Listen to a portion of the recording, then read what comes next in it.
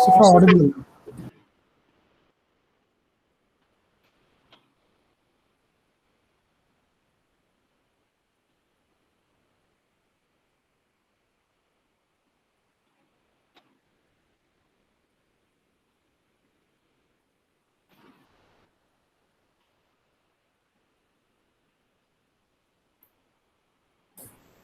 എടാ മുസ്തഫ, എടാ നിന്റെ ഓഡിയോ കേൾക്കുന്നില്ല കേട്ടോ.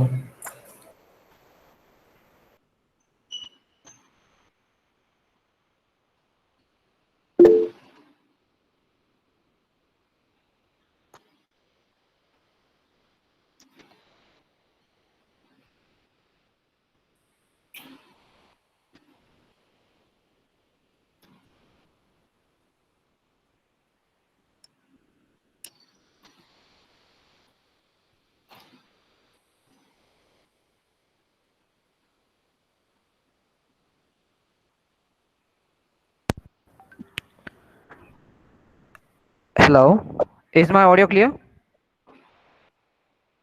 Yes, now it is clear. Okay, sorry sir, sorry for the inconvenience. No problem. Okay, the times are tough and it's all online and technical glitches are all over. So, welcome sir, welcome to Celestia NSSCE's first statewide event, and you are our guest today, and we are eagerly waiting for your session. So, for the audience to get to know him, this is Dr. Anand Narayanan, a professor at Indian Institute of Space Technology, Trivandrum.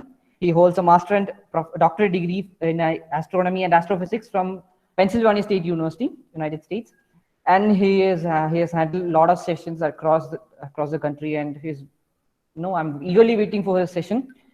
So, audience and the viewers, those who have any queries and questions, you can please add your questions in the chat box. We will be asking him. There will be an interactive and doubt clearance session by him. So, everyone, let's go on to the session, sir. The session is off to you. Thank you. Good afternoon, everyone. First of all, I would like to express my thanks to Haridev for inviting me to interact with all of you. I'm very happy that an engineering college is having an astronomy club. So that's it's a very good thing to have. And not sure how many of you are aware of the topic that we have chosen for today. So I'll just give a brief introduction about myself, and then I will move on to the topic. So the reason why we are having a presentation today is because, as it turns out, 30th June every year is celebrated as the International Asteroid Day. United Nations a couple of years ago had sanctioned June 30th as a day to raise public awareness against the potential risk of asteroid impacts on Earth. So the potential threat to our planet Earth from asteroids. So if you are not familiar, asteroids are these large chunks of rock that are orbiting around the Sun between the orbits of Mars and Jupiter. There are hundreds of thousands of them. Some of them are of the size of a meter. Some of them are as big as huge boulders and even large mountains. So these asteroids, some of these asteroids have orbits that bring them to the inner part of the solar system, where they cross Earth's orbit. So potentially, these Earth-crossing asteroids or Earth orbit-crossing asteroids are a risk to Earth, and so there are large international campaigns to constantly monitor the trajectories of these asteroids and see whether there are any near-Earth asteroids that are in a potentially collision course with Earth. So, and the reason why, to bring public awareness and public understanding to this threat from outer space, 30th June every year is celebrated, or not celebrated, but is a day that is used to talk about asteroids and what the discovery of asteroids mean for us, what are the things that we can learn about asteroids. And essentially it's a day that is observed to inspire and engage and educate people about the reason to study our universe, okay, the opportunities that are involved in it. So that's the larger objective. And as most of you know, asteroids have played a very pivotal role in the course of Earth's evolution. The reason why human species is dominating planet Earth right now is because 65 million years ago, the Earth was impacted by a huge asteroid, or maybe a comet or an asteroid, which wiped out the most dominant species at that point of time, 65 million years ago, which were the dinosaurs. So this is called the Cretaceous Tertiary period, the boundary between the Cretaceous period and Tertiary period, and that resulted in the wiping out of dinosaurs and the emergence of lower forms of mammals, which ultimately led to human species. Okay, so more than we think, these objects that are in outer space, especially these objects that are part of our own solar system, can be a game changer in the course of not just life on Earth, but also for other planets in the solar system. So that's the reason why the day is devoted for the awareness of these asteroids. But what we are going to talk about today is not about asteroids. Since this invitation for this presentation came only a few days back, I did not have time to prepare an exclusive presentation on asteroids. So instead, I thought I will talk to you on a topic that I'm a little bit more familiar with, which is the discovery of planets around other stars. Okay. So I will start sharing my slides. And just a second.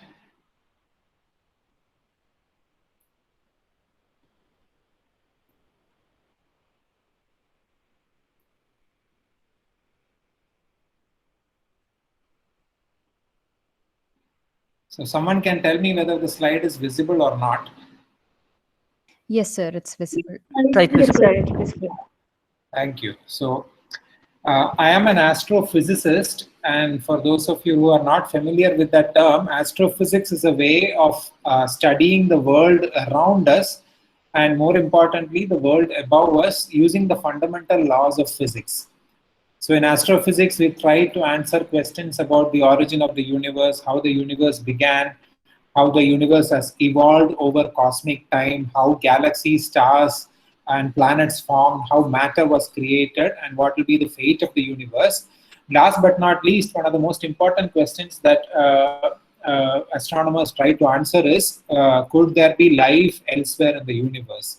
Is Earth the only planet capable of supporting life, or could there be planets around other stars? Well, could there be planets within the solar system, and can there be also planets revolving around other stars, which are potentially safe havens for life, where conditions are favorable for life as we know it to emerge and to evolve? So this topic of extrasolar planets directly deals with that last question of whether we are alone in this universe or not. And the first and the most crucial step in answering that question of whether we are alone in this universe or could there be life elsewhere is to discover planets orbiting other stars. And so let's start this journey from the environment that's most familiar to us, which is our own solar system.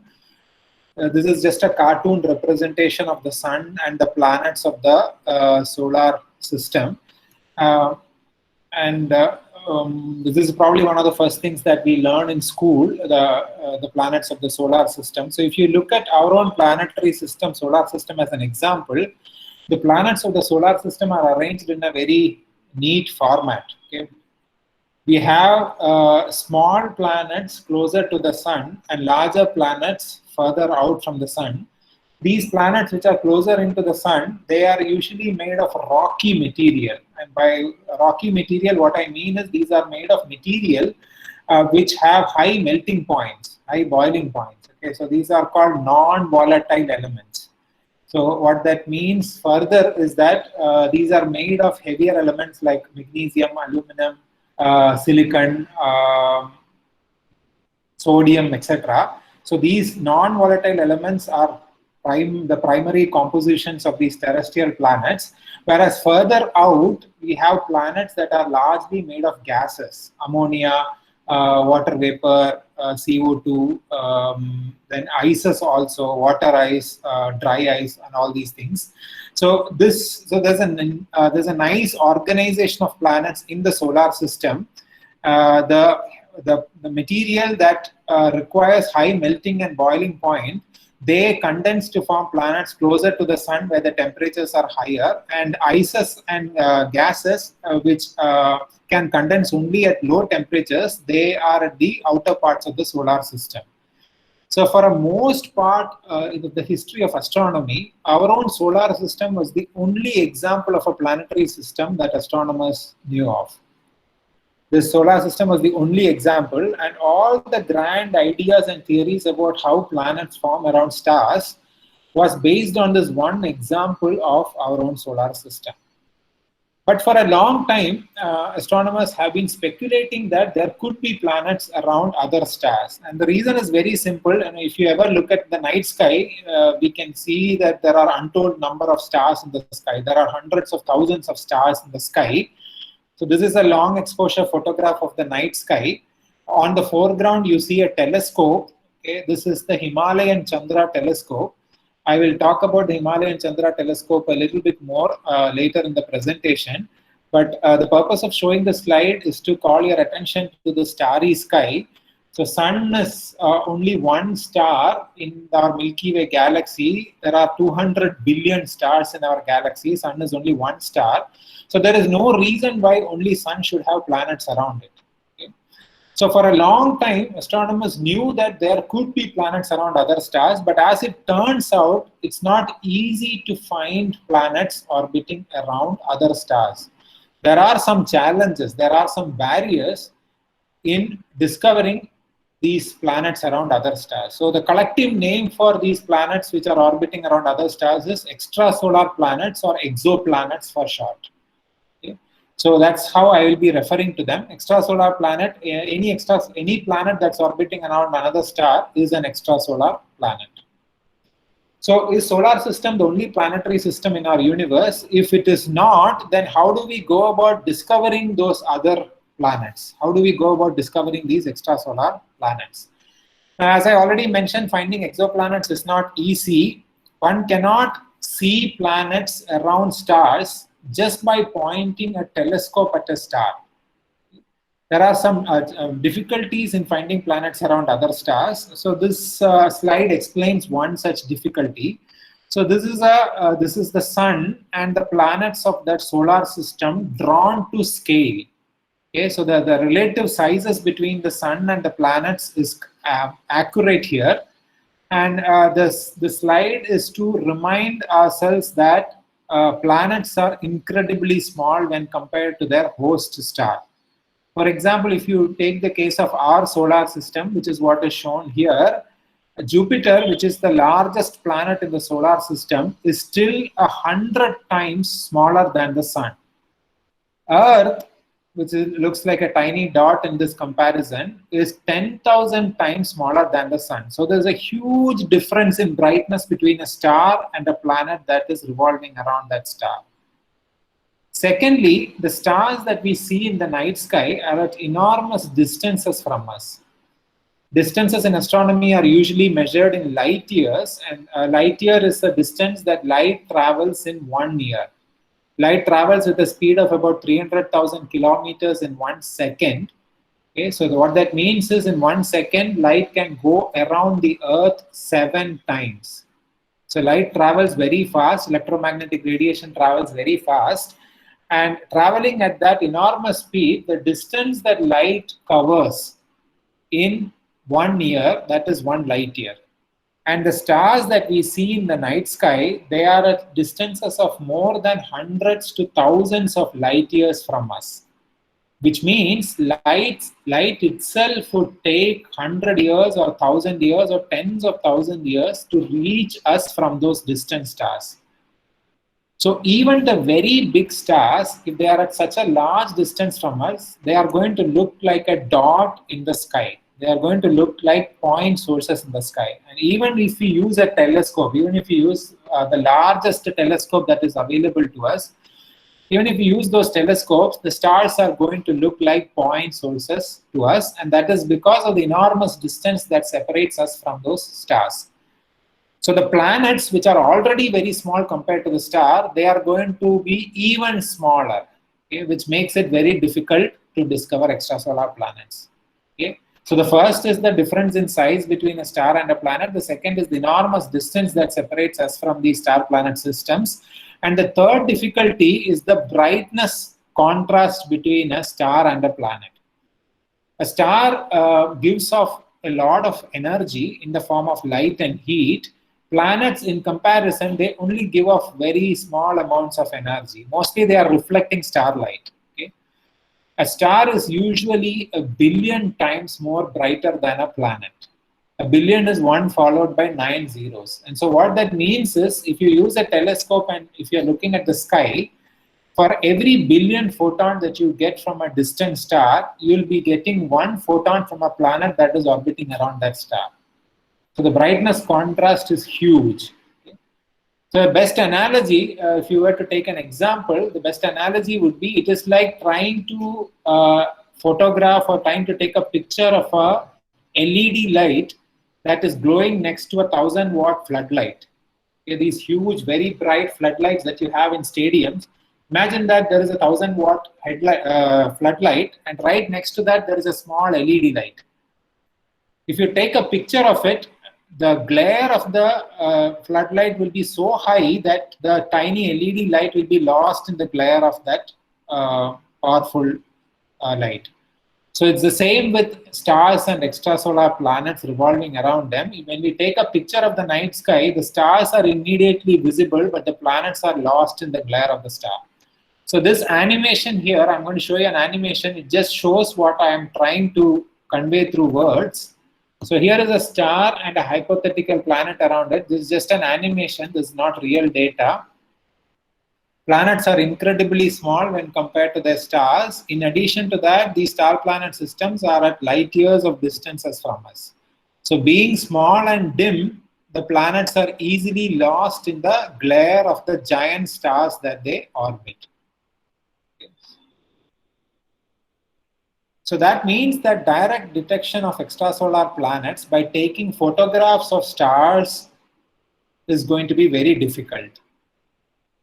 Now, as it turns out, there are some really good indirect ways of finding extrasolar planets, planets orbiting around other stars.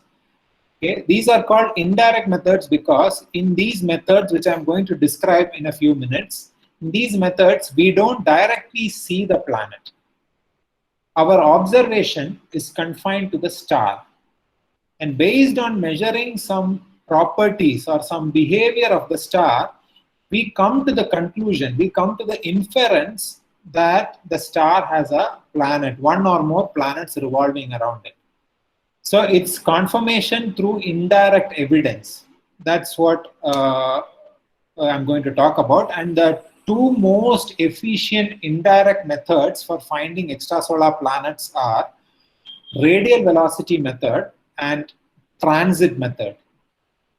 These two have been the most successful techniques for finding planets around other stars. Radial velocity method and transit method, both of them are indirect methods.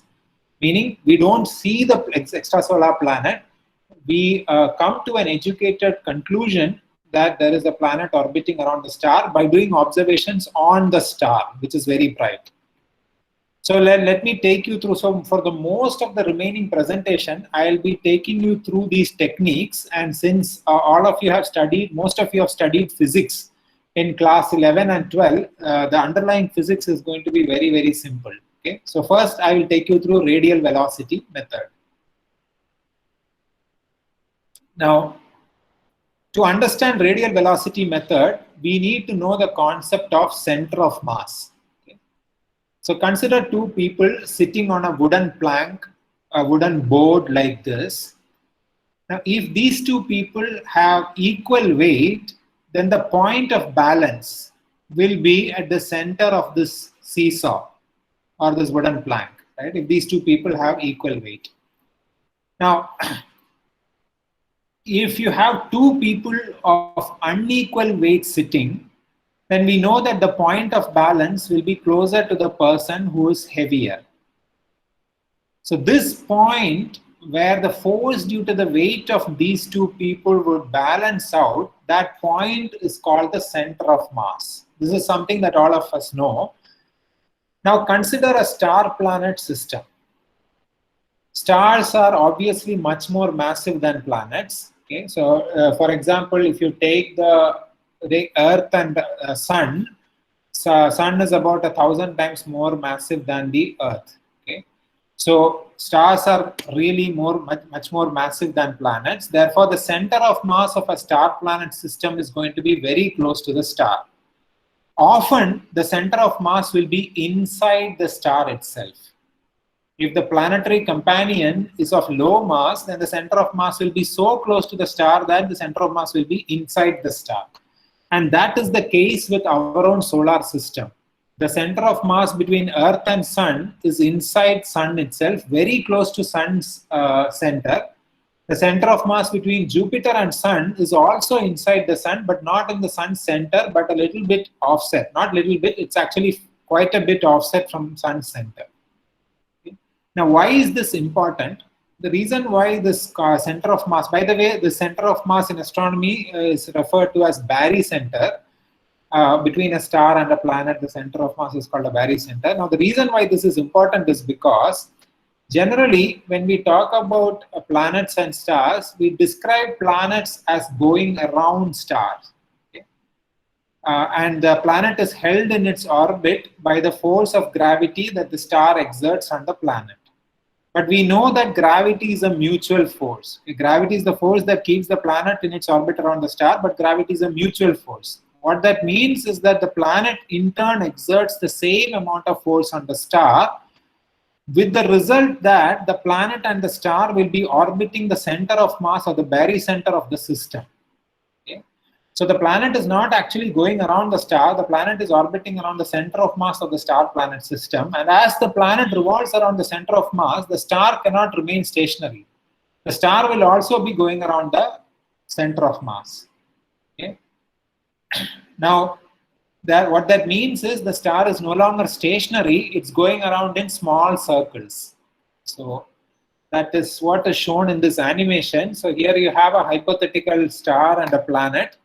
The star is much more massive than the planet, so the center of mass is very close to the star, and the star is going around in tiny circles and the planet is going around in big circles. So the star is not stationary. Okay? Now you can see that sometimes the star is coming towards us and sometimes the star is going away from us. So it's actually going around in tiny circles. This movement in tiny circles, this is usually referred to as wobble motion or wobbling or reflex motion. Okay? And it is this wobble motion that astronomers measure, and by doing a measurement of this wobble motion, one can come to the conclusion that there is a planetary companion to that star, even if you have not seen that planet. Okay. So this wobbling motion is what is measured to make the discovery of an extrasolar planet. So I'll go into that a little bit more. Okay. So again, I'm going to use some animations to explain this. So here is a star, and this is a planet that's revolving around that star. The star is going around in tiny circles because the star is really much more massive compared to the planet, and the planet is going around in big circles. Now remember that radial velocity method is an indirect method, so we don't see the planet. For illustration purpose, the planet is shown here. Otherwise, our observation is confined to the star. We only see the star. So let's say that we are observing some stars randomly in the sky. Okay, we don't know whether those stars have planets revolving around them or not. So we just randomly observe stars, and the telescope is pointed at stars. The telescope's purpose is to collect light. So the telescope collects the light from these distant stars, and that light is sent to a optical instrument called a spectrograph. Spectrograph, I'm sure all of you know this word spectrum. Okay, many of us have done this experiment in school where we use a prism to split light into its component colors or component wavelengths. So that is basically the spectrum of white light, the rainbow of colors. Similarly, a spectrograph also has a dispersing element. Usually the dispersing element is not a prism, it is something called a grating. The purpose is the same. When light falls on this grating and it reflects off the surface of grating, the light will be split into its component energies or component wavelengths. Okay? So you will basically get a rainbow-like pattern. So the telescope will be collecting the light and it will be sending it to an instrument called spectrograph, which records the spectrum of that light from the star.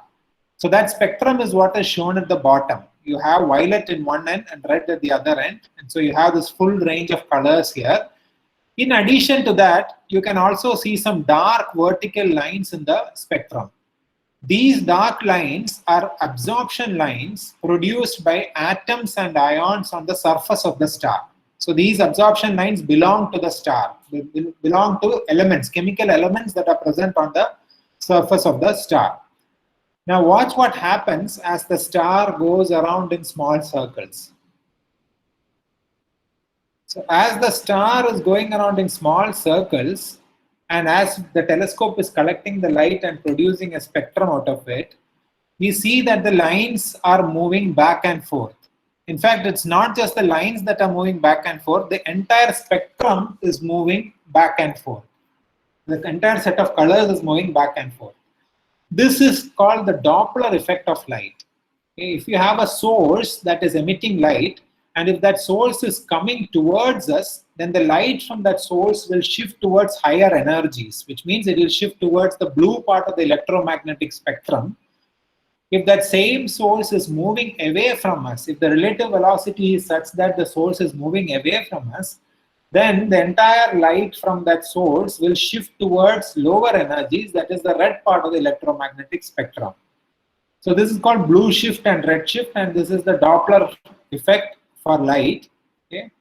And if you now look at this star, as it is going around in circles, there are some times when the star is coming towards us and there are some other times when the star is going away from us.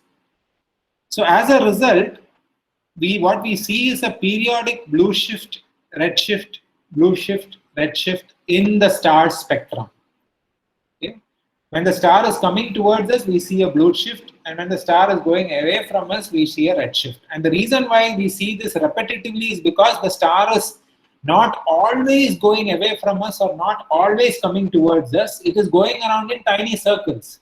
And therefore, at some time, it is coming towards us, at some other times, it's going away from us. So this is the wobble motion, or this is the reflex motion that I was talking about a while ago. And so it is this motion, wobble motion, that is measured by recording the spectrum of that star that enables astronomers to come to the conclusion that there is a planet. I will go into a little bit more details of this, but in a nutshell, this is the essence of radial velocity method. You record the spectrum and you measure the periodic blue shift, red shift from the star. And so if a star is exhibiting this kind of a wobble motion, then that's an indication that there is an unseen companion. There is a companion to that star that we are not able to see. And the mass of the companion, we can estimate the mass of the companion from this wobble motion. The mass of the companion will tell us whether the companion is a low mass object like a planet, or whether it's a really massive but non-luminous object like a black hole. Sometimes it can be a black hole also. Okay, there are binary systems, stars, where one of the companion is a black hole. So, but the only difference is that black holes are extremely massive, whereas planets are of low mass. So the amount of wobbling will help us to distinguish a non-luminous massive object like a black hole from a very less luminous small object like a planet. So before we go into the physics of this, I just want to show you some pictures of what telescopes and spectrographs look like. So this is the famous Himalayan Chandra telescope. This is a telescope that is operated by the Indian Institute of Astrophysics in Bangalore. The telescope is situated on the top of a mountain called Mount Saraswati, which is in the Leh region of Ladakh. So this is the northernmost part of India on the Himalayas. This is one of the highest altitude observatories in the entire world. One of the highest, it is not the highest, but one of the highest altitude observatories in the entire world. This telescope is remotely operated through satellite communication, but there are people who are at this observatory, people who are familiar with the terrain. They are employed by the Indian Institute of Astrophysics to work as support astronomers, to work as technicians in this observatory. So this is the dome structure. The telescope is housed inside the dome. The purpose of this dome is to protect the telescope from the weather and wind and other things. So if you go inside the dome, you would see something like this. Okay. So this is the telescope. On the right side, this machine that you see over here, that is the telescope. And you can see that it's a heavy mechanical structure. In fact, there is a lot of structural design that goes into the design and construction of telescopes. There's if you are a mechanical engineer, then mechanical engineers play a very key role in the design and construction of observatories. Civil engineers, mechanical engineers, etc. All these are complex mechanical structures, so you need to decide on the load bearing and other things. So this is what a telescope looks like, and the purpose of the telescope is to collect light from these distant objects. And the light that is collected gets focused to instruments which are at the back end of the telescope. One such instrument would be a spectrograph. So here is a picture of what a spectrograph looks like. This particular photograph is of a spectrograph called HARPS. HARPS stands for High Accuracy Radial Velocity Planet Searcher. So HARPS is actually a spectrograph that was designed, that was built exclusively for finding exoplanets or extrasolar planets using radial velocity method. Okay. This particular spectrograph is not a part of Himalayan Chandra telescope. This is part of European Southern Observatories, one of their telescopes, but I have just shown it here as an example. So you can see that there is a cylindrical container here, and that the optical elements are inside the cylindrical container. The cylindrical container is almost a vacuum. Okay? It's a near vacuum-like condition, and I can explain later on why you need a vacuum-like condition. Okay? If you open that cylinder, you can see all the optical elements. There are many lenses, mirrors, gratings. There are optical fibers here. So there is a lot of engineering work that goes into the construction of these sophisticated instruments. So if you are an optical engineer or if you are an electronics and communication engineer, those expertise in those areas come in very useful for the construction of scientific facilities like observatories. Okay, so this is what it looks like. Okay, so now I just wanted to show you a couple of slides on telescopes and spectrographs. Now back to radial velocity method. I just want to spend 5 minutes to explain the basic physics behind radial velocity method. I've already told you what the technique is about. Let me go a little bit more deeper into it. So let's say that this is a schematic diagram. Let's say that we are looking at a star. So we are the observer here on the right side of the slide. And we are looking at this star, which is light years away from us. And the star is going around the center of mass, which is indicated by this plus sign. Okay? The star is going around in circles because it has a companion. It has a planet around it. I have not drawn the planet here because in radial velocity method, we don't see the planet. Our observation is confined to the star. Let's say that we are looking at this system edge on, which means that the orbit is along our line of sight. We are looking at the sky and the orbit is such that the star is coming in and out of the plane of the sky. Now this is circular orbit, so I'm going to draw some velocity vectors. So let's say that at this particular point the velocity is like this.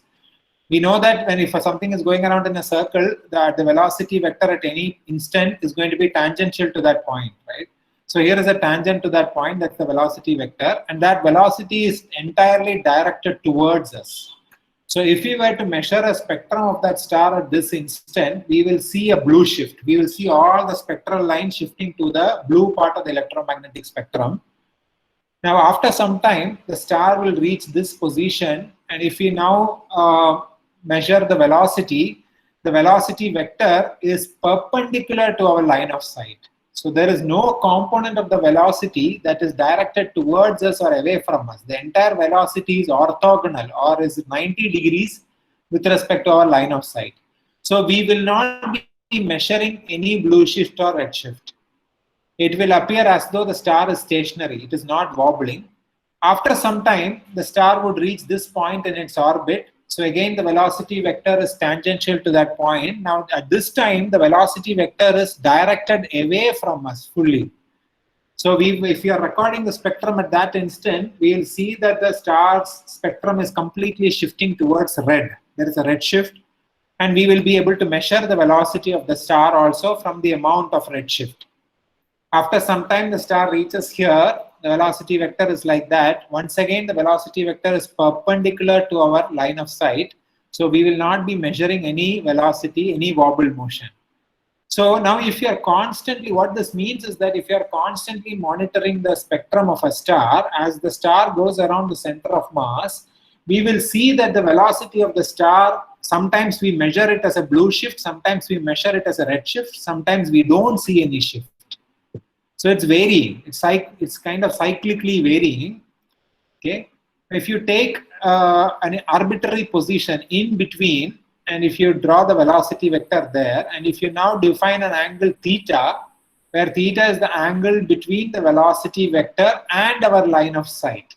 So this dashed line is our line of sight, and this purple line is the velocity vector. Then the theta is the angle between that. So the radial component will be V star cos theta. So what that means is, if you are measuring the spectrum of a star and if you are calculating the velocity of that star, then that we will find that the velocity of the star varies as a cosine function or a sine function. It will be varying periodically.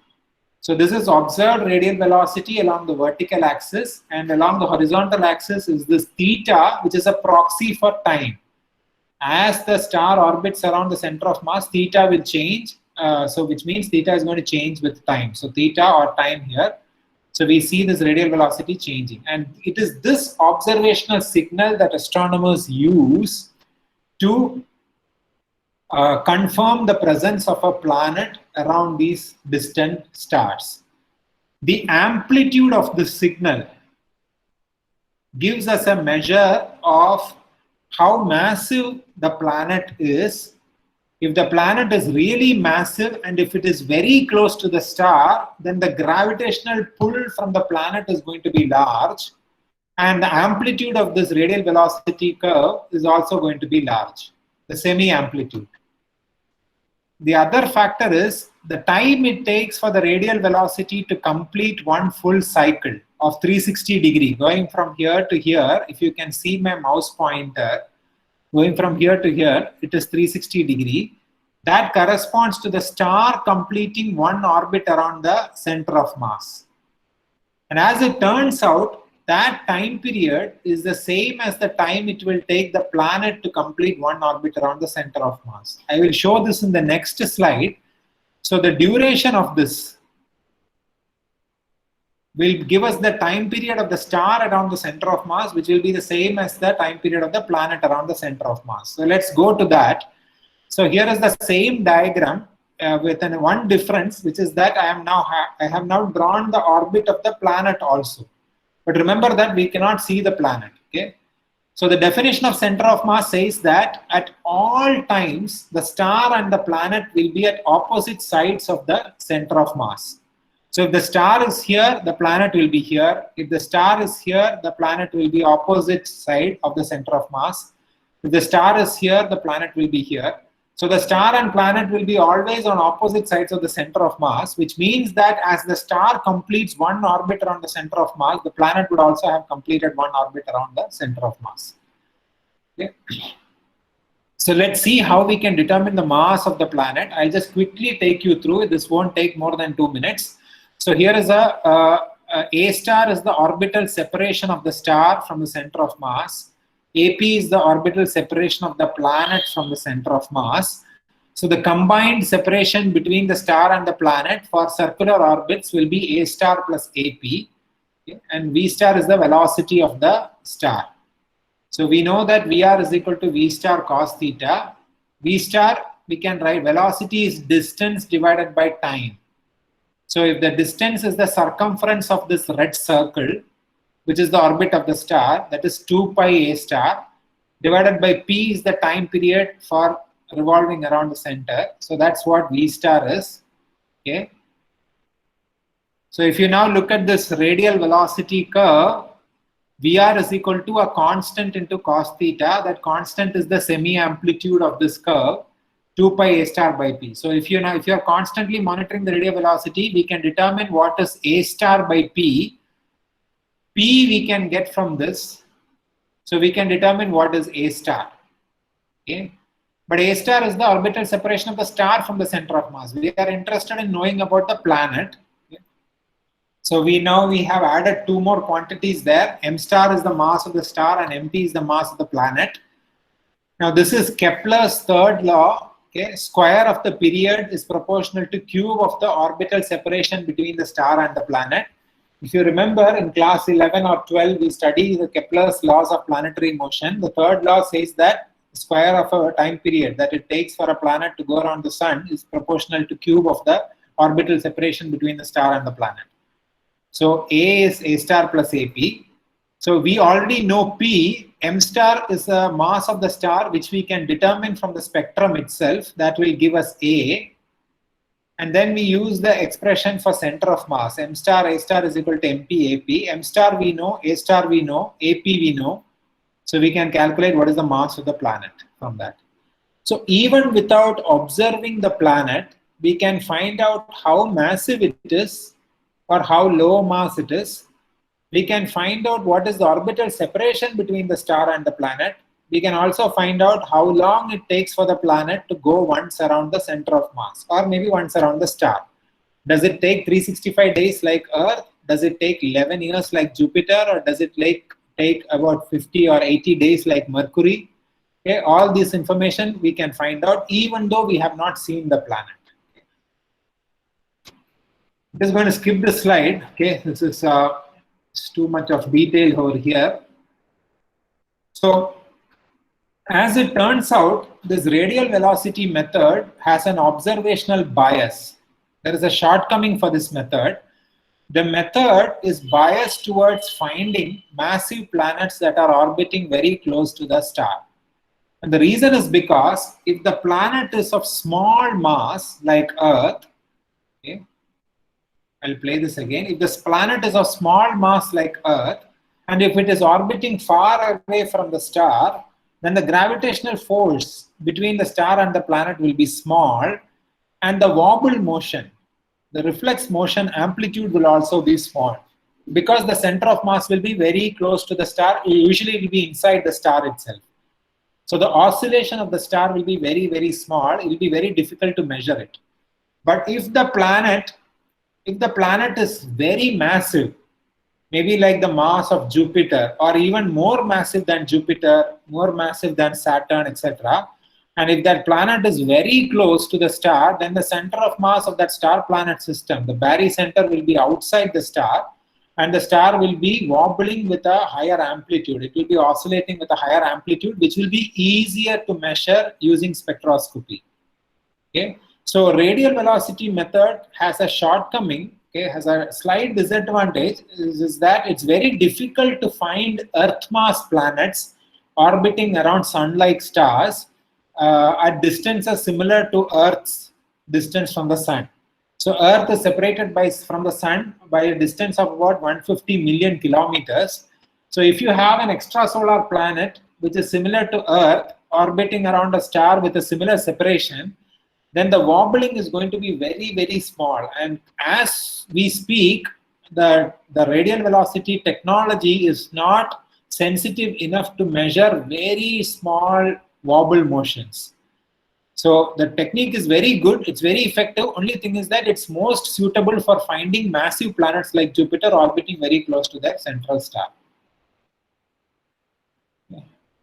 So just to sum up on a radial velocity method, it's useful for finding mass, orbital separation, and eccentricity. All these things can be learned. So even though we don't see the planet, we can learn a whole deal about the planet, extrasolar planet, through this method. Now, using radial velocity method, in 1995, astronomers discovered the first extrasolar planet around a sun-like star. So 1995 means 25 years ago. So this field of extrasolar planet studies is only 25 years old. It's a relatively new field in astrophysics. The first planet around a normal star was discovered in 1995, and the star was called 51 Pegasi. So some of you who might be knowing this constellation Pegasus, it's usually visible in the northern part hemisphere during the months of October, November, etc. And so in the direction of the constellation Pegasus, there is a very faint star. It's called 51 Pegasi. And a team of Swiss astronomers, they were monitoring a large number of stars. They were doing periodically, they were recording the spectrum of a large number of stars. One of those stars was 51 Pegasi, and they found out that this 51 Pegasi exhibits this wobble motion. And when they measured this wobble motion over long periods of time, and they estimated the mass of the unseen companion, they found out that the mass is consistent with the mass being that of the mass is consistent with the object being a planet. Okay, so that led to the first discovery of an extrasolar planet. So this is the radial velocity curve of that extrasolar planet. The planet is called 51 Pegasi b. Okay, and the star is called 51 Pegasi. You don't have to worry about the names, etc. Now, the interesting thing, the reason why I'm showing you this is because you look at the values that are listed here. Okay, first of all, it says that the planet is orbiting in a circular orbit because the eccentricity is only 1%. But the really interesting thing is the time period of orbit is 4 days. Now, day here refers to Earth day. Okay? 24 hours on Earth. So it takes only less than a week for the planet to go once around the star, or strictly speaking, once around the star-planet center of mass. Only 4 days. Earth takes 365 days to complete one orbit around the sun. And the planet that takes the shortest time in our solar system to go once around the sun is Mercury.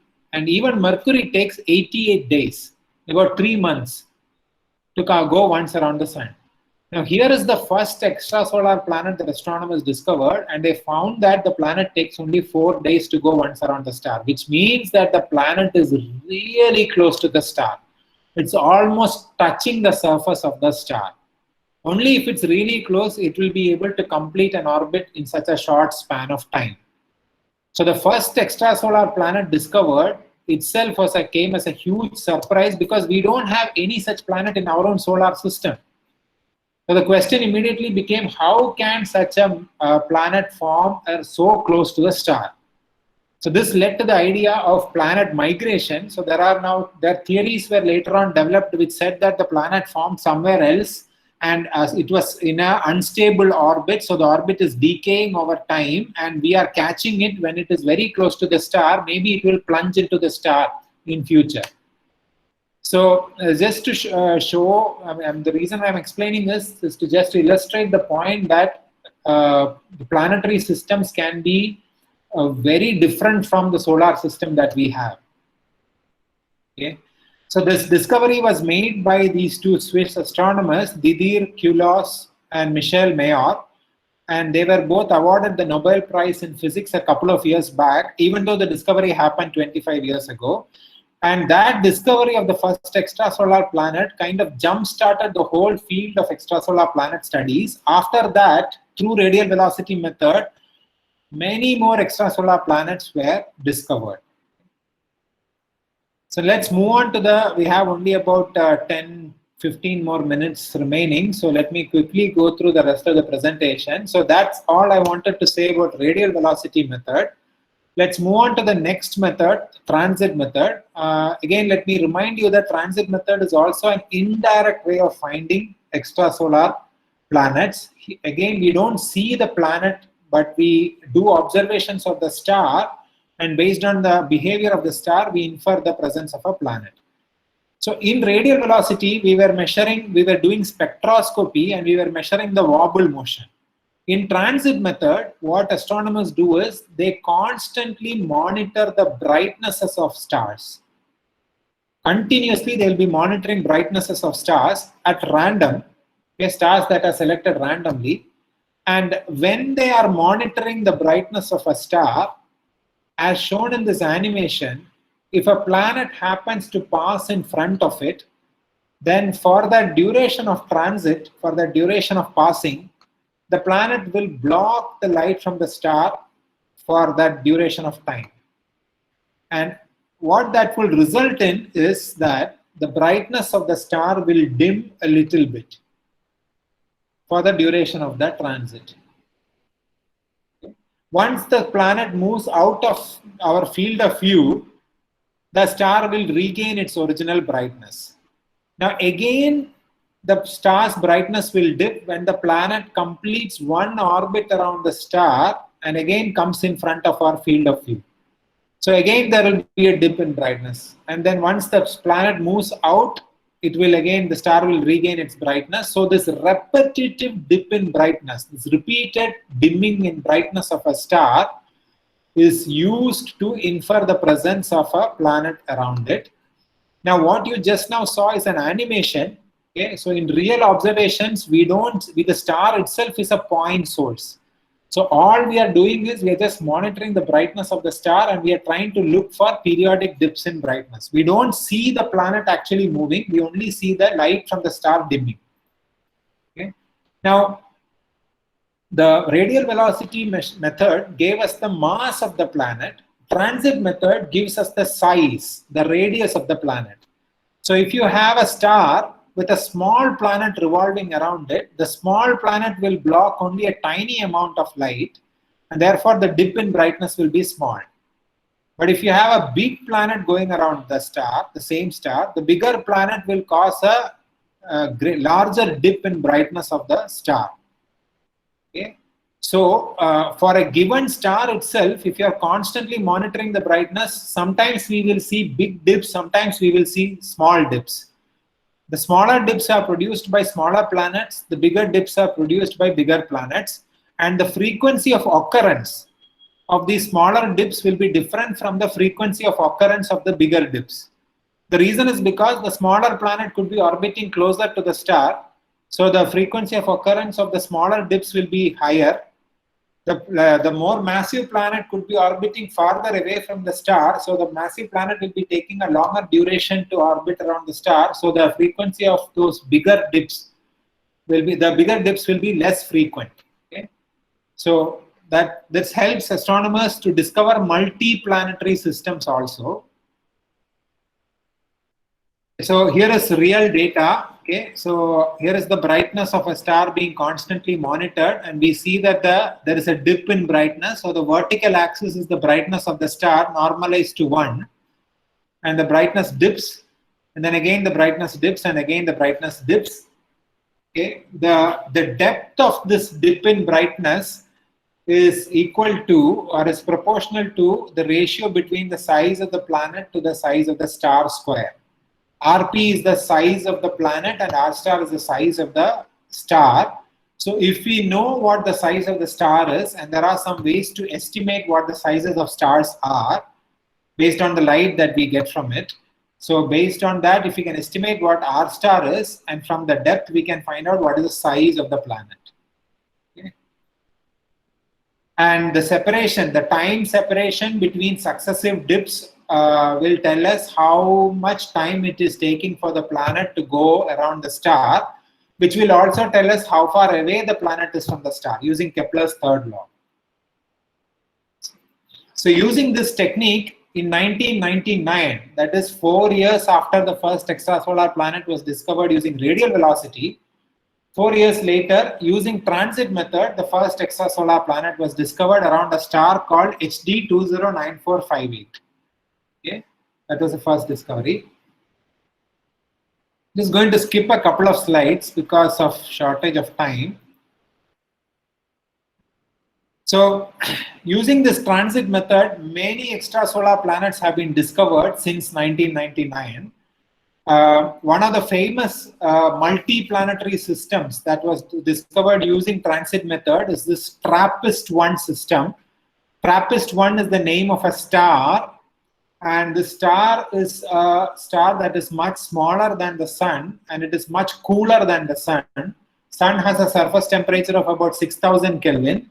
TRAPPIST-1 has a surface temperature that is half of that, about 3,000 Kelvin. and the star is several tens of light years away from us. It's a very far away star. And astronomers from using ground-based telescopes were constantly monitoring the brightness of TRAPPIST-1.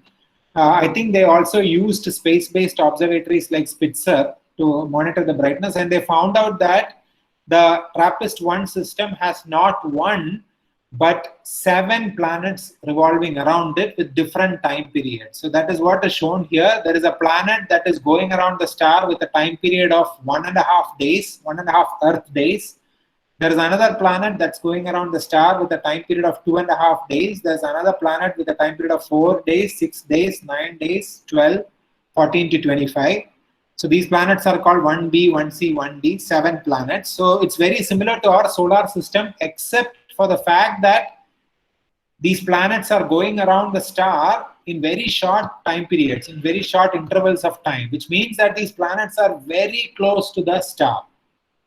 So if for comparison, if you were to compare the TRAPPIST-1 system with our own solar system, this is the TRAPPIST-1 system here, and this is the solar system. All the 7 planets of the TRAPPIST-1 system, they will all fit into the orbit of Mercury in our solar system. So all these 7 planets are closer to the star than Mercury is to the sun. So again, you know, it's a planetary system that's completely different from our own solar system. So just to sum up on this transit method, we get to know the size of the planet. Along with it, we also get to know several other properties. The last 5 minutes, I just want to take you through some very interesting recent developments in the field of extrasolar planet studies. As I mentioned, it's very difficult to take direct pictures of extrasolar planets. It's very, very difficult for reasons which I mentioned in the beginning of the presentation. But in the last 10 years, because of advancements in optics, particularly the development of an optical system called adaptive optics, an optical engineering technique called adaptive optics, astronomers have been able to increase the contrast of imaging of photography of night sky. And because of this adaptive optics system, also called AO system, it's now possible to take actual photographs of extrasolar planets. So we are now no longer talking about indirect ways of establishing the presence of planets. We can actually see these extrasolar planets for real. So here is one such photograph. Okay, this is a real image taken with the Keck and Gemini telescopes of a star called HR 8799, which is several light years of distance away from us. So the central object is the star, and the reason why you see a hole and a black patch here is because the light from the star has been subtracted out, has been removed through image processing techniques. So when you remove the light from the star, then you get a better contrast in the nearby pixels of the image. And when you look at it, you see if these 4 bright objects here marked B, C, D, and E. Each one of them is a planet orbiting around that star HR 8799. So this is real image. Okay, and the way we know that these are planets is because astronomers have been monitoring this HR 8799 system for more than 10 years now, and we can actually see these planets revolving around the star. So that is what I'm going to show you. The next is an animation. It is based on real data. So what you're going to see is not just a artificial animation. It's a motion interpolation of real images taken over a period of about 7 years, starting from 2009 and ending in 2016, of this HR 8799 extrasolar planet system. So in the center, this black patch that you see, that is the star, and the 4 bright objects that you see away from the center, they are the 4 planets B, C, D, and E. Okay, the entire animation is only a few seconds long, so watch, pay close attention. I'll play it once again. So you can see the planets revolving around the star. So 7-year-long observations compressed to 4 seconds of animation. That's what you just now saw. So if you are an alien astronomer, let's say that there are aliens in some other parts of the universe. Suppose they have the technology similar to us, and if they were to look at our own solar system, they would probably see something like this. some of the more massive planets will be visible to them orbiting around the sun like this. Okay? So we are actually seeing these extrasolar planets. Here is another example. Beta Pictoris is a star that is in the neighborhood of the sun. And we now know that Beta Pictoris has a planet orbiting around it. It probably has more than one planet, but what we have discovered is only one planet. So here you are seeing the planet revolving around the star. Again, real data stitched together using motion interpolation technique. Okay, so just want to conclude by saying that, so that's all basically I wanted to talk about in terms of the science part of it. So 1995 is when the first extrasolar planet was discovered. So now today we are in 2020. Okay? In these 25 years, astronomers have discovered more than 4,300 extrasolar planets orbiting around various stars in a short span of 25 years. Okay, so this histogram, this cumulative histogram, shows the number of extrasolar planets that were discovered over the years using these various techniques. I only talked about 3 of these techniques: radial velocity, transit, and direct imaging. And you can see that the initial years, well, the histogram is basically dominated by red and green color. That means that most of the planets have been discovered through either radial velocity method or through transit method. The green corresponds to transit method and the red corresponds to radial velocity method. All the other methods, they have contributed, they have not been as efficient as radial velocity and transit methods in finding extrasolar planets. Okay, and currently, as of 2020, okay, so 2021 is where we are right now. So this plot is a year old. And as of 2020, the number of known extrasolar planets is more than 4,000. Okay? So there's been an exponential growth in the discovery of these extrasolar planets. And you can see that the transit method has been more successful compared to radial velocity method.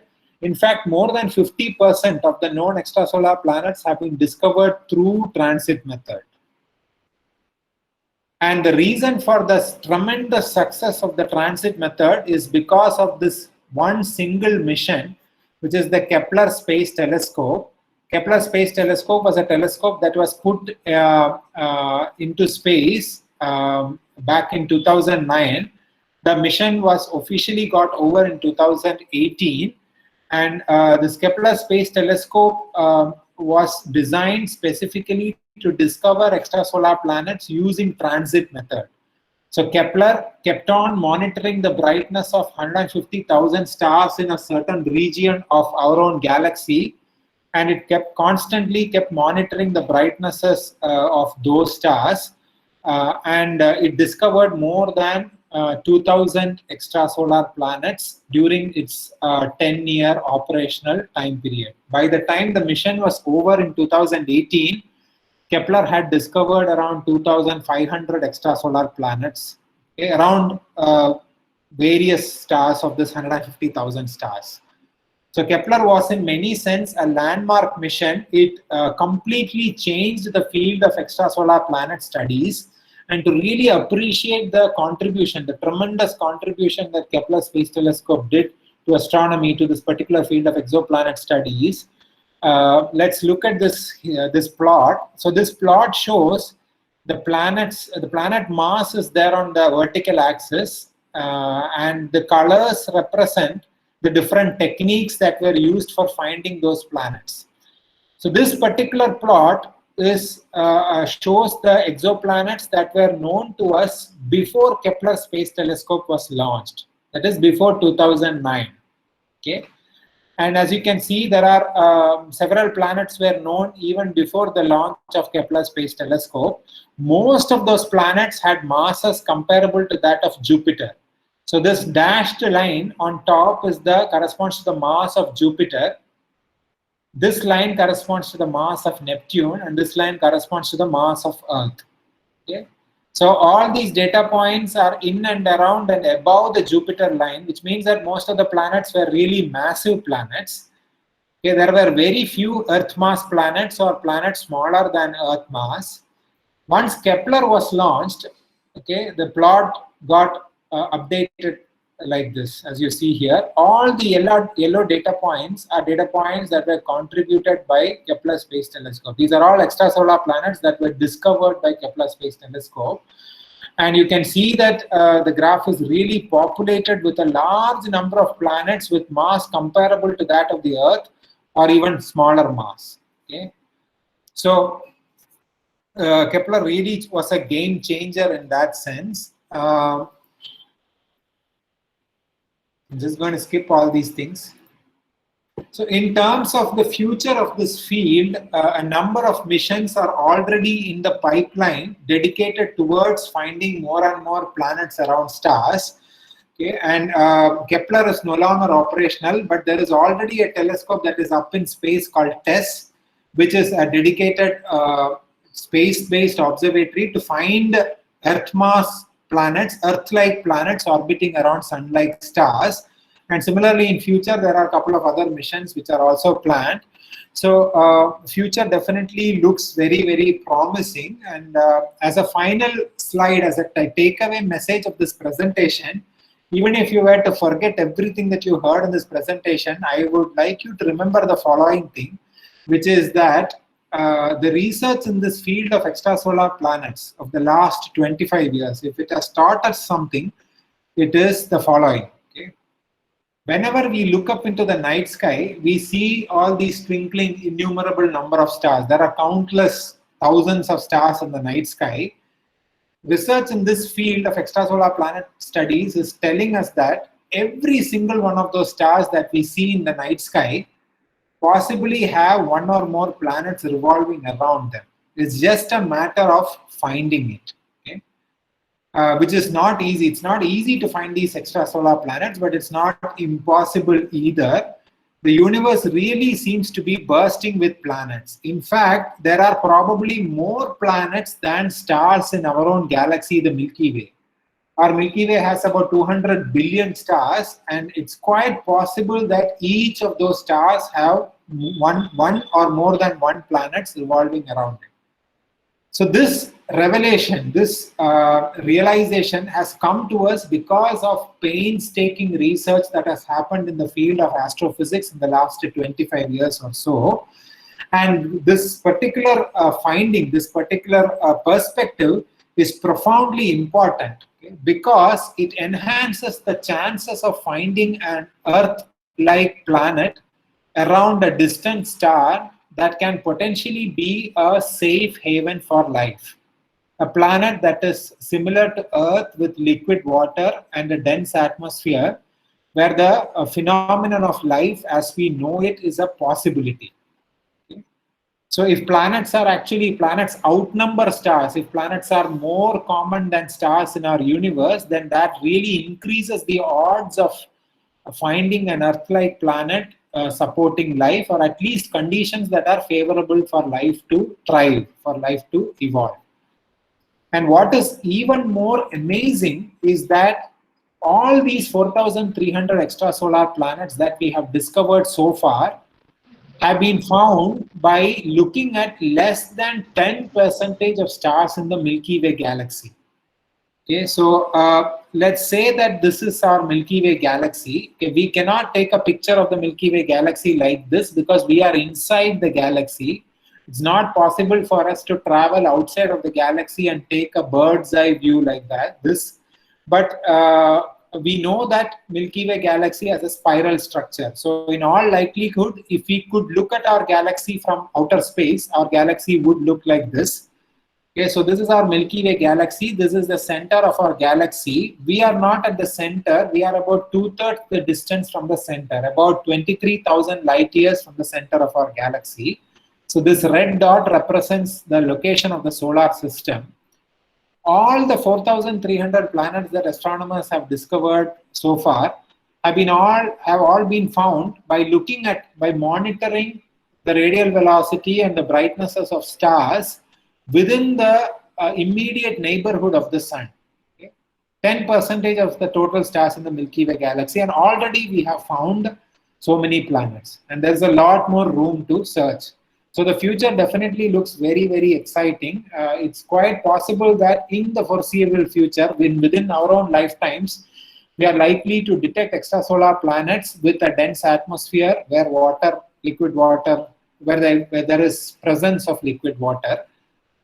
Okay? But as far as the question of whether we are alone in this universe or not, as far as that question is concerned, we are far from answering that. As of now, there is no conclusive evidence for or against the argument that we could be alone or we may not be alone in the universe. Just want to leave you with this quote from Arthur C. Clarke, who is a British science fiction writer. Arthur C. Clarke once famously said that there are two possibilities. Either there is a cosmic loneliness to our existence, either we are alone in this vast universe, or perhaps we are not. Both are equally exciting, equally interesting possibilities. So with that, let me conclude my presentation, and I'll be happy to take any questions that you may have. Thank you, sir, for this session filled with explosive knowledge. So we have collected a couple of questions and I'll be asking to you. Sure.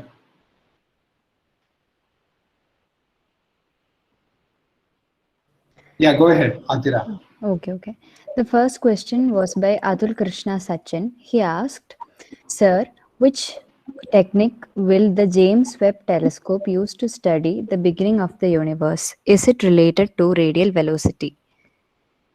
Okay, so the James Webb Space Telescope is one of the few telescopes that is going to be launched in maybe 2023. It's a joint European Space Agency and American Space Agency joint mission. That telescope has a number of science goals. One of them is to detect very distant galaxies, early universe, to collect light from the early universe.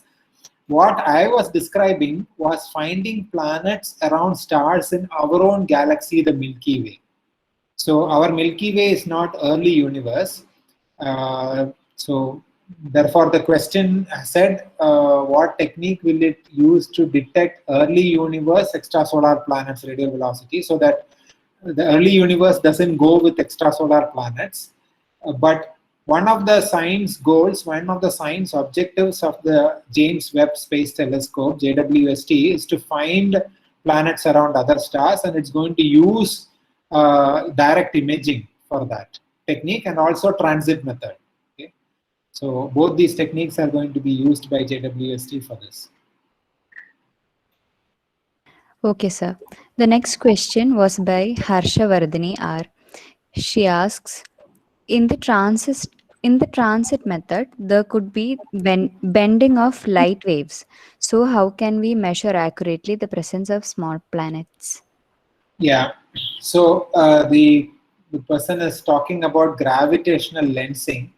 So gravity is understood as a force that manifests because of curvature in space. So I'm just giving the context for those who are not familiar with what the question is about.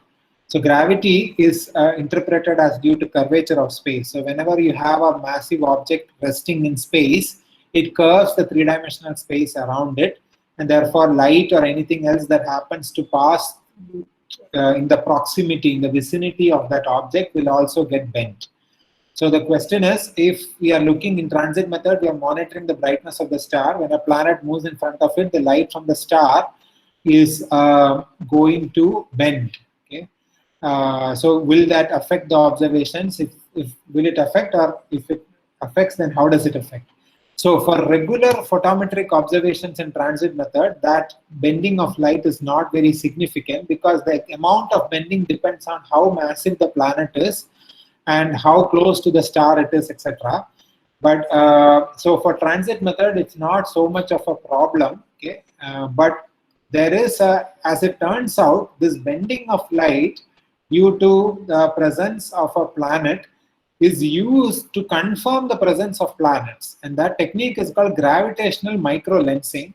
I don't have time to go into the details of it, but gravitational microlensing is a technique. You can go and read about it. There's plenty of material, very accessible material available about gravitational microlensing online.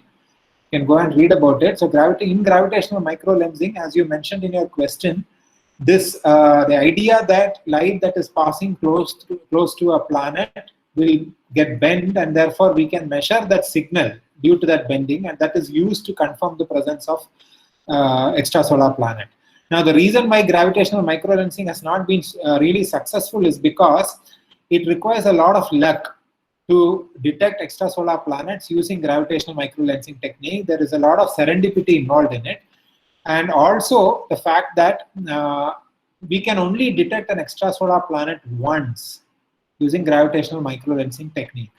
It's a one-time detection. Okay, we cannot follow it up with any other observations to confirm that detection. Because of that, gravitational microlensing has not been as successful or as effective as the other techniques.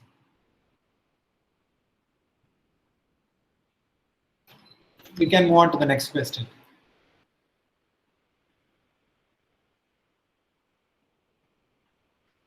Okay. Sir, the next question was by Abhijit Prakash. He asks, do we need to consider the motion of Earth as well in radial velocity method? Yeah, that's a very good question. So we need to remember that we are in a moving platform. Earth is going around the sun. The solar system is going around the center of our galaxy. We are all moving, the entire solar system is moving around the center of our galaxy with a speed of about 220 kilometers per second. So we are all moving at that speed. In addition to that, the Earth is revolving around the sun with another velocity. So all these velocity components in the direction of our observation has to be subtracted out if you want to measure the exclusive wobble motion from the star. So there are ways to correct for it. Okay, there are depending on which direction we are looking at, we can find out what is the component of our velocity vector in that direction, and we can correct for it. So all those corrections are applied to the data in the fine analysis of it. It's a good question. Yeah. Okay, sir. So Ajay sir has asked if we have any more data regarding the planets we have discovered, like wait a second, like the habitability, etc. Yeah, so I did not have time to go into that. So I had a couple of slides on habitability. So I'll just explain, since there is a question that has come up in this, I'll explain. So right now, the frontier field of exoplanet study, in the frontier field of exoplanet studies, astronomers are now pushing the limits of observations, and now they are trying to detect atmospheres of these exoplanets. They are trying to see whether these exoplanets have any dense atmospheres around them. And the way they are doing this is that you have a star and the planet is transiting in front of the star. So as the planet transits in front of the star, a small amount of the planet is going to block a lot of light from the star, but some amount of light from the star is going to pass through the planet's atmosphere. So if the planet has a dense atmosphere with a large scale height, then the some of that light is going to pass through the planet's atmosphere. So the molecules that are present in the planet's atmosphere will absorb some of those photons. So when we record the spectrum of that star, we will see absorption lines not just from the star, but also from molecules which are present in the surface or in the atmosphere of that planet, which is transiting in front of that star. When the transit is over, when the planet moves completely out of the field of view, those absorption lines will vanish. They will disappear. Again, when the planet transits in front of the star, those absorption lines will appear. So this periodic appearance and disappearance of the absorption lines will tell us that the absorption lines are coming from the atmosphere of the planet and not from the star itself. If they are coming from the star, then they should be perpetually be present. Okay? Now, these atmospheric the absorption lines are usually from molecules like methane, water vapor, ammonia, CO2, etc. Also, some alkali metals like sodium, etc., absorption lines, potassium, sodium, and all these things. Now, the reason why it's important to discover the atmospheres of extrasolar planets is because life as we know it, at least higher life forms like human beings and all the other higher life forms that inhabit Earth, our life is heavily dependent on Earth having a protective atmosphere. Earth's atmosphere does many things to that makes life on Earth possible. So life as we know it requires the comfort of an atmosphere. So atmosphere is very important. Secondly, the molecules that are present in the atmosphere of a planet can be used to infer whether the planet has life or not. Now, the argument is as follows. If you look at the evolution of Earth, okay, Earth's atmosphere, right now, 20% of the Earth's atmosphere is made of oxygen, molecular oxygen, which means 1 part in 5 is made of oxygen. Now, that was not the case always. Early Earth did not have oxygen in such high abundance. It was mostly CO2. Early Earth largely had carbon dioxide in its atmosphere. Now, the oxygen levels in Earth's atmosphere started increasing after the first life forms originated. The first life forms were photosynthetic algae. These are microbial life forms that produced energy through a metabolic process that releases oxygen, much like what plants do. It's a kind of anaerobic respiration. You can think of it like that. So it releases oxygen as a part of its energy, as part of its food production or energy production, these photosynthetic algae. And it is because of these photosynthetic algae and other life forms, other plant life forms in the oceans and on Earth, that the Earth's oxygen levels started increasing. Now, of course, we have plants, trees, etc., which are also pumping in a lot of oxygen. Now, if all life on Earth were to vanish, okay, today, if all life on Earth were to vanish, in a period of few 100,000 years, all the atmospheric oxygen will also vanish. Some of it will dissolve in Earth's oceans, some of it will corrode with the minerals that are present in the Earth's soil. Okay. So, the presence of oxygen in a planet's atmosphere and its variants like ozone and water vapor is an indication that the planet possibly has a biosphere. Biosphere meaning it has it is supporting life. And the simultaneous presence of oxidizing and reducing chemical molecules is an indication that the planet's atmosphere is in equilibrium. And in equilibrium is possible only if there is life. So for all these reasons, astronomers are now trying to detect spectroscopic signatures of what are known as biomarkers. Biomarkers are these special molecules whose detection will convey that there is life present on this planet, on that planet. So even though we cannot, using current technology, we cannot propel spacecrafts to these enormous distances of 10 or 100 or 1000 light years, sitting here on Earth, we can at least take the next step and make a guess estimate, make a educated guess on whether the planet is habitable or not, whether it has a biomass or not. Okay. So exoplanet atmospheres is a very hot topic. Yeah. Okay, sir. Thank you. Unfortunately, we are tight on.